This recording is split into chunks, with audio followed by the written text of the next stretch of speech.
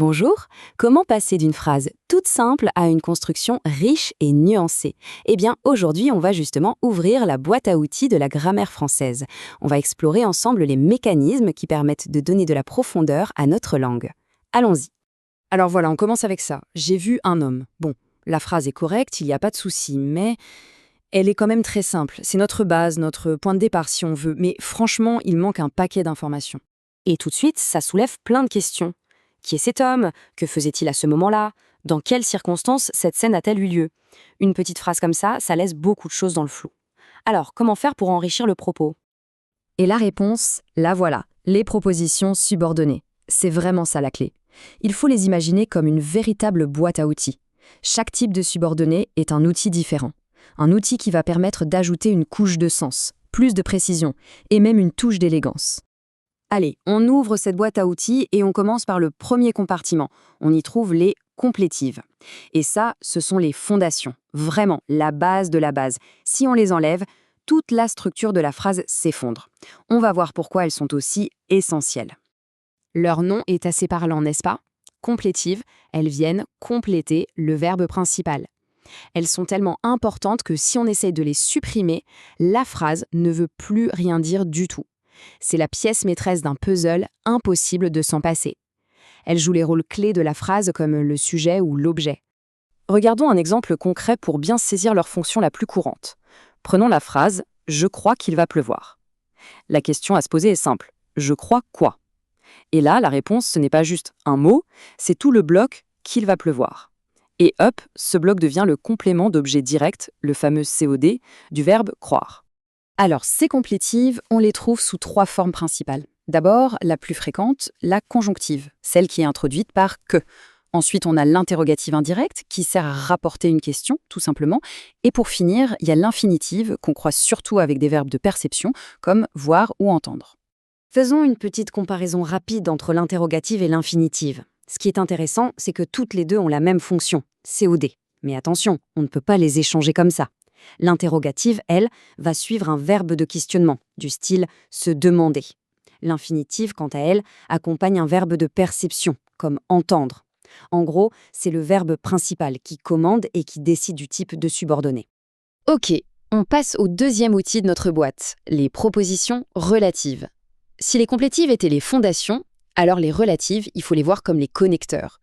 Ce sont elles qui vont nous permettre d'ajouter des détails, de la description, de la couleur. Leur mission, elle est super simple. Donner plus d'infos sur un nom qui est déjà dans la phrase. Ce nom, on l'appelle l'antécédent. La proposition relative, c'est un peu comme un zoom, une extension qui vient donner plus de vie à ce nom. Par exemple, l'homme qui vient est célèbre. La partie qui vient ne peut pas exister toute seule, on est d'accord. Elle est complètement accrochée au mot « l'homme », c'est ça son antécédent. Et c'est cette petite proposition qui vient nous dire précisément de quel homme on parle. Et là, attention, point super important, il y a 2 types de relatives. La plupart, comme celles qu'on vient de voir, ont un antécédent et sont là pour décrire. Mais il y en a d'autres qu'on trouve souvent dans des proverbes qui n'ont pas d'antécédent. Prenez « qui ne dit mot consent ». Ici, le bloc « qui ne dit mot » joue tout seul le rôle de sujet du verbe consent. Du coup, elle devient essentielle. On arrive maintenant au 3e et dernier compartiment. Et là, on a une sacrée collection d'outils. Les propositions circonstancielles. Celles-là, ce sont les modificateurs. C'est avec elles qu'on va peindre tout le décor autour de l'action principale. En fait, elles répondent à toutes les questions pratiques. Quand, pourquoi, comment, sous quelles conditions. Il faut les imaginer comme des adverbes, mais en version XXL. Des adverbes géants qui viennent modifier toute la phrase principale pour nous donner les circonstances de l'action. Prenons le cas du temps, par exemple. Avec ces propositions, on peut situer une action très précisément par rapport à une autre. Est-ce que ça se passe avant, pendant ou après? Et comme on peut le voir, pour chaque petite nuance de temps, il y a une conjonction bien spécifique qui nous attend. Voilà un exemple très simple pour la simultanéité. Pendant que les enfants dorment, nous travaillons. La partie « pendant que les enfants dorment » nous donne le cadre temporel de l'action « nous travaillons ». On pourrait la déplacer ou même l'enlever, mais on perdrait une information de contexte qui est quand même bien utile.